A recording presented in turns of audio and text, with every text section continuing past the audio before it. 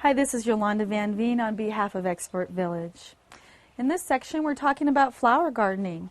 And in this segment, we're going to talk about the difference between sun and shade and how do plants grow in sun and shade. And what are the best plants to grow in sun and shade? When it comes down to sun and shade, that's the question everyone asks. I've come to the conclusion it has nothing to do with sun and shade. It's warm and cold. Plants do the best in a warm location.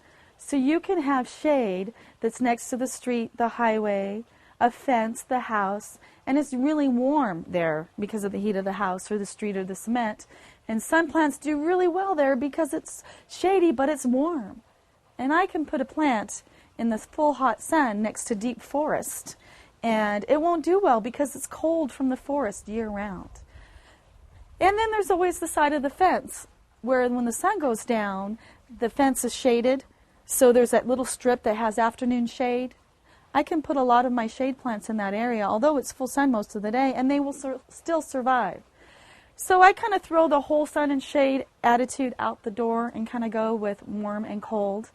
And I will plant all of my deep shade plants like hostas and ferns and trilliums in my forested areas because they're never going to get a lot of sun. But any area that has filtered sun or a little tree that's still giving it some shade, I can pretty much get away with any sun plant there.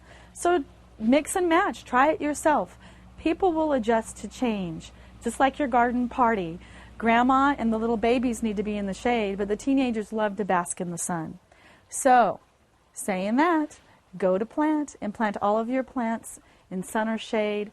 Break the rules. You can always move them later. Next, we're going to address the issue of, I've planted my garden, now what do I do with the plants? Basic care.